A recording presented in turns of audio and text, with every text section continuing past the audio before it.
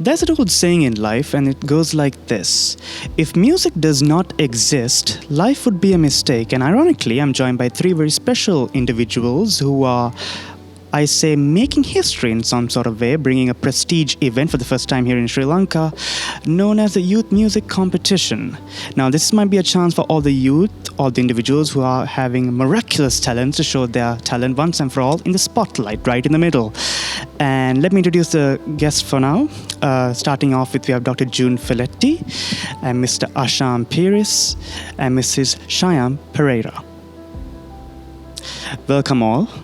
Glad you can be with us today. I know due to the country situation, I know it's not a secret and all that. Well, to start off with, I gotta ask you, this whole event is done by LCM, London College of Music, in long terms. I gotta tell you, how did the whole process begin? And I'm told so Dr. Juni could give us a little bit of insight on this. So I'm an examiner for London College of Music exams, and that's the music department within the University of West London.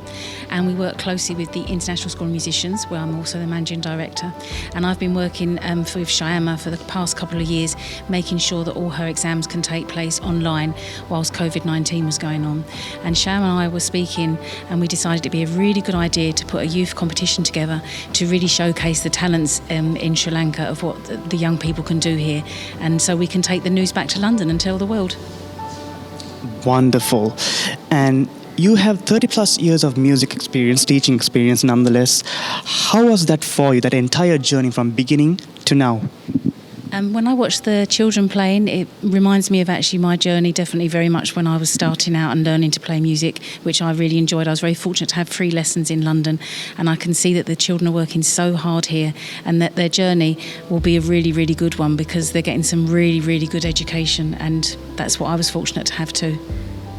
And over the years, you must have met multi-talented individuals, right? Absolutely God-gifted. And how was that entire experience for you to teach them from step to step, if needed, how to become a proper musician? It's a really exciting journey to take, because often you'll teach a child from a very young age and you'll continue teaching them to 18 and sometimes even past that. So you see them grow, you see them blossom, you see them develop, and I can see exactly the same happening here in Sri Lanka. So I know that you have really amazing teachers, dedicated parents that support their children, which is really important too. Wonderful, Dr. June. And turning the attention towards you, Mr. Ashan. By the way, my dad is a big fan of you. I personally call you the piano expert. You have the way with the piano, don't you? How was that entire journey to even to get that self-entitlement? How was that entire journey for you, and the ability to teach that, probably pass down that to younger generations as well? Well, I think this experience has been amazing, because I started just like this with the competition, doing competitions like this, and I started my music in Sri Lanka as a youngster, and then I got a scholarship to study music at the Royal Schools of Music at the Royal Academy. And now I see, when I come back, I've come back after 5 years, and it's amazing to see the talent that has developed, and I think the future is very bright. Yeah. Wonderfully said. Couldn't say it better myself anyways. Given the fact, before I go on further with the interview, I would like to turn our attention to Mrs. Shyam, who actually made this all possible if it wasn't for you. And I would like to ask you, the main $1 million question goes to you really. What made you create and actually collaborate and create this prestige event of some sorts? Well, it was last year when I met Dr. June in London. She said LCM is going to be 135 years old next year. And can't you do something in Sri Lanka? And then, like, for me, I have not been organizing anything, but I really thought that, yes, I must do something. And then I discussed with her, and I worked on categories and age groups and instruments, and I thought, okay, this will be a good opportunity, because our students have not had anything, not even a physical exam for the past 3 years. So it will be really nice for them to be performing for the adjudicators who are going to come from overseas. And I just went from there onwards. Wonderfully said. And turning the attention to you two once again, since you're masters of the music craft and teaching them as well, I gotta ask you, what are the fundamentals which should an individual carry to be a proper musician? I would love the input from both of you, by the way. I guess dedication is the first word that comes to mind. Be really dedicated, and if you really try and keep trying, I think that you can really develop and become and turn yourself into a proper musician if you believe in yourself. That's what I would say. I'll pass to you. I think for me the most important thing would be discipline. If you're disciplined from a very young age, and if you have structure, I think that could get you places. So I would like to know, to be in the shoes of a judge for a change, because I always wanted to ask this question. It's probably a very tough job to judge a person when they're all, I would say, I don't know if this is the proper term or not, God-gifted individuals, to be able to pick one out of all of them. How is that process? Well, it's difficult in Sri Lanka because they're really good. I'll be honest with you, the people here are really, really good. It is difficult. For me, often I'm looking for a real stage presence. I worked in musical theatre for many, many years, so I'm looking for the whole package of a stage presence and how they're bringing themselves across. So that's my first thing. I think for competitions, competition is completely different to the education that we have actually for musicians to come up and play. And when somebody comes up on stage, I think it takes the dedication and the nerves, everything, the package has to come right in order to perform. And we've seen some of that here. And I think that's really important that you have the complete package. And I think that's very important. And I think dedication and discipline is the most important thing. And that comes out with success in the end. Dedication is a multi-million-dollar word indeed, without a doubt. And I got to ask you, since turning the attention to again, Mr. Ashan, given my profession also, there are a lot of doubters in the world, isn't there? Even to come to where you are today, there might have been multiple people must have told you can't make it. My personal opinion, my profession as well, people said I can't make it, but here we are today. What's the number one advice, like a really elaborated advice you could give to an individual who is like striving to be number one? The most important thing is to follow your dreams. And I'm aware that it's very difficult to get to places from Sri Lanka because, especially with the financial, with the rupee being so weak. So I think we need to really strive harder to do better and get outside of Sri Lanka. And there are lots of talented people. Yeah, I think we must try and get these kids out there. And I think that's the most important message that I have for anybody watching this or listening. If you can afford, if you can help, I think that would be the best thing that we could do for Sri Lanka. Wonderfully said. And I would like to know about a bit of the workshops that have been going on. And if you guys can give in some insight on that, that would be lovely. So we're going to run some workshops, and I'm going to do some on woodwind. That's my instrument, as well as music theatre. And it's just really going to be trying to help the young people develop their skills, develop their tone. What else can we do to bring them, centre stage? How can we get them really focused in what they're playing and what they're trying to interpret within the music and what they're trying to communicate across to the audience, which is us at the moment. I think I will be presenting some classes as well, some individual lessons which I have opted to give as well. And for the workshops, I will be presenting it to the singers and to the pianists and the instrumentalists actually.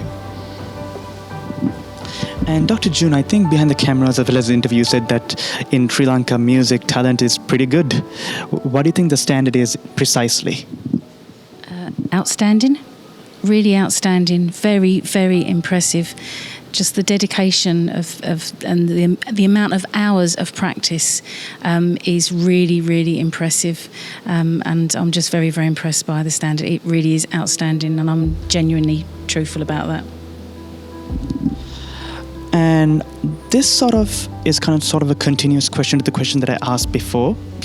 When I told you when it's very hard to be a judge and picking one individual out of multi-talented people, what would the message be to the runner-up? Because even I know, me personally, being that when you're said not being good enough and when you're supposed to walk in shame, that carpet of shame from a big event, which is a big opportunity, I would say, to a lot of people who are very eager in what they do.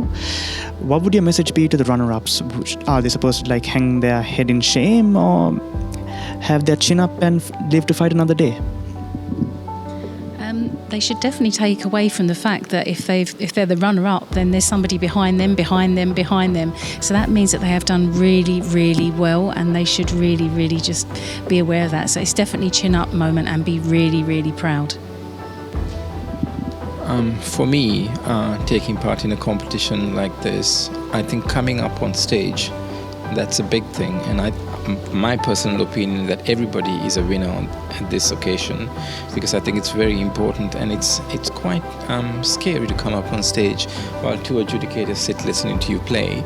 And I really think that coming up on stage and doing something like that, it's a feat in itself.